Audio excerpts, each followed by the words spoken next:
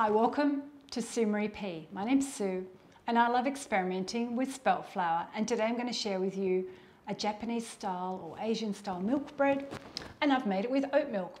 I was told that you couldn't make this with oat milk, you needed whole milk for the fats, but I thought, I might prove them wrong and see if I can do it. So the secret to make these delicious fluffy rolls, these are still fluffy and I made them yesterday, is in this starter called a tangzhou. I don't know if I've said that right. If you know how to say it, pop a comment below and let me know. So what it is it's a flour, water and milk starter. Some recipes have just water. So this is what it looks like. It's like a sticky starter that you add to the dough. So let me show you how you make it. So grab a small pot, and in here we're going to add 2 tablespoons of water, just tap water. And I'm using oat milk, but use regular milk or your favorite milk, 4 tablespoons of the milk. And I'm using white spelt flour, and that's just 2 tablespoons. So we need to jump over to the stovetop and start cooking this. So turn your heat up to medium to high, pop the pot on, and it's easier if you use something like a wooden spoon or this silicone spatula, because you will get this sticky paste, and if you use a whisk, you get it all stuck into the whisk like I have done previously. So I'm just mixing that, and you can't walk away. You need to mix all those lumps out and cook it so it's a smooth paste. It's called a roux, like when you're making white sauce and you kind of cooking the flour out. And it happens really quickly. Before you know it, you get this sticky mess. So that's all thick now, and I can turn my heat off. And you need to let that cool down to room temperature before you add it to the bread dough. Next step, we're going to use the microwave because I've got one here. And I've got my milk, oat milk, 120 grams. I'm going to just heat it up until it's warm, probably about 20 seconds. So that's ready to come out. Just test it with your finger. That's way too hot, so maybe 20 seconds was too long. So I just need to cool this now till it's room temperature. So while we're waiting for our milk to cool down, you can grab your flour. I'm using white spelt flour, 320 grams. And then into that, I'm going to put 3/4 of a teaspoon of fine salt. And I've halved the sugar amount. The original recipe that I got from another YouTuber called Joe Wiseman, there was 1/4 cup of sugar, and the bread's too sweet for me, so I've just put 3 tablespoons of sugar in there now. Whisk that together. I'm going to prepare my tin. I've only got a rectangle Pyrex tin, so today I'm going to do 6 rolls, but if you've got a square tin you could do 9 rolls, like smaller dinner rolls. I'm going to grease this and line it with some paper. Little tip is grab leftover butter wrapper and grease the base of the dish. And just add some baking paper to the base. Doesn't matter if it doesn't come right up to the sides. That's just for ease of cleaning. And we'll just pop that to one side. I've just checked my milk and it's a better temperature now. It's like lukewarm to touch. So I'm going to add 9 grams or 1 tablespoon of dried yeast. I'm just going to whisk that to help it dissolve. Just going to sit my yeast mix on the bench for about 5 to 10 minutes until it goes bubbly. So our yeast is all nice and bubbly. So now it's time to mix everything into this bowl. So throw all the yeast mix in. Now we need to throw in the cooled down starter that we did before, the tangzhou, or the roux starter. I have 1 whole egg in this cup, and I'm just going to beat it with my fork just to mix it through. Pop that in. I've got a little set of handheld electric beaters with dough hooks. I'm going to use that because I don't have my KitchenAid here. Kind of made a shaggy dough, so now I'm going to start adding in my butter. I'm just going to add in half of it at a time, then mix it through.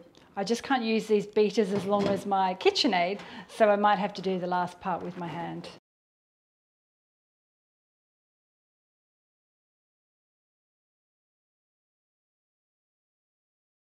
The last amount of butter. That's all my little handheld electric beaters will cope with. So I'm going to grab my hand and just do the last bit with my hand to just knead it. The good thing about spelt flour is we don't need to knead it as long as bread flour or regular white flour. So I'm just going to make sure I've got all the flour into my dough ball. So I don't know if you can see that, it's kind of like this sticky shaggy mess. And I'm going to add some flour to my bench and start kneading it on there. Sprinkle a little bit of flour, just trying to get it to be a little bit smoother.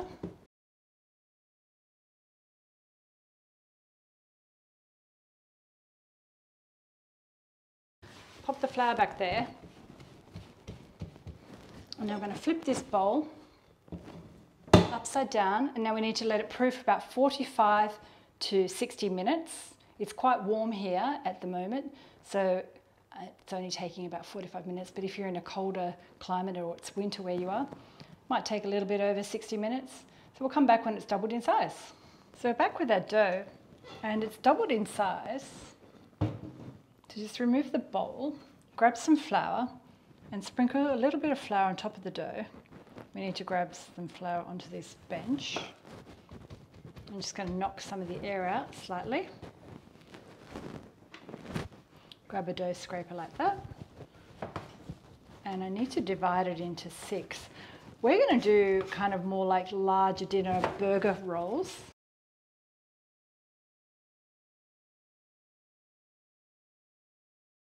So I'm going to divide it roughly by 6. It's about 120 per dough. And I've got my scales here. So grab the dough ball, flatten it out, and stretch it like we do when we make our other dinner rolls, or bread rolls rather. And then I'm just going to roll it on the bench slightly. Just turn it over. All I'm trying to do is just get it into a nice shape and smooth off that seam underneath, but it doesn't really matter. So then I just pop it into my lined tray, and they're going to squish together anyway. So just stretch it and pull it. And you'll find if you're new to spelt bread baking, it doesn't perform like regular flour. It doesn't stretch as much. And if you're not good at rolling or stretching, still give it a go, because it doesn't matter, because once they're all kind of risen again and baked, they look good. It's more about taste than form, I think. We're not bakers, we're just home cooks or home bakers. And it's more about the fun and the enjoyment. And I find making bread quite therapeutic and relaxing. Anyone else that finds bread making therapeutic, pop a comment below.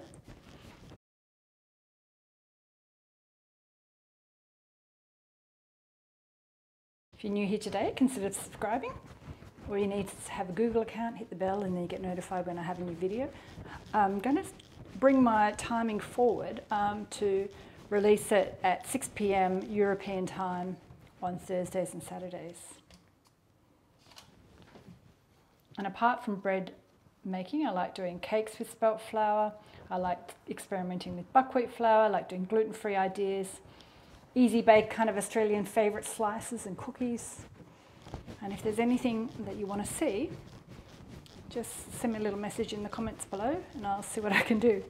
I'm going to try and do more Swedish recipes. I just need to have time to test some more ideas before I share them with you.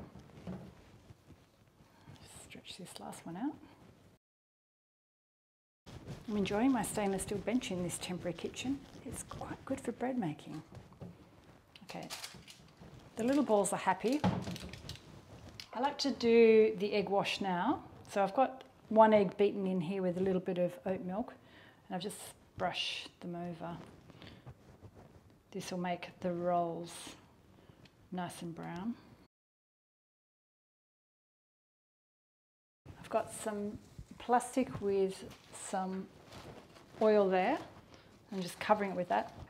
I have done it with a towel before, but the towel tends to stick to the bread or to the dough, so I find the plastic better. Now we're just going to let this rest, so these double again for about 45 minutes before we bake them. So we're back with our rolls and they're ready to bake. What I forgot to say was you need to preheat your oven about 30 minutes before you knead it at 180 static, and I'll pop some other conversion measurements or conversion temperatures above. So remove the plastic before you pop it in the oven.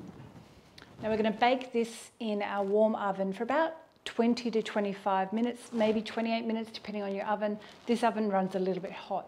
So I've just lowered my shelf to the lower third of the oven, and we just want to make sure they're golden brown but not too burnt. And I can't wait to show you when they're cooked. So our Japanese style buns are all cooked, and I've just got an optional idea to brush them with a bit of melted butter, which is the traditional way of doing it. Just makes the buns look nice and shiny, but if you don't want to add extra butter, leave it off. And then we need to cool them for about 10 minutes before we split them open. So the buns have cooled down, and check out how spongy and soft they are. They're just so spongy. They're the spongiest, fluffiest, lightest buns I've ever made. So I'm going to do a little taste test. Have some butter here. They taste so good. So light and so soft. You probably couldn't even tell it was made with spelt flour. And I reduced the sugar, which I think I prefer. They're not as sweet.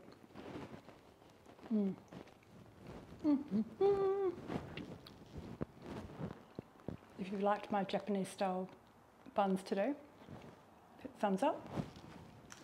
Don't forget to share a comment below. Share it with a friend. Stick around, I'll pop some other spelt bread recipe ideas up above. And if you're new here today, consider subscribing. All you need is to have a Google account. Hit the bell and then you get notified when I have a new video. And thanks again for watching, and I'll see you next time. Bye.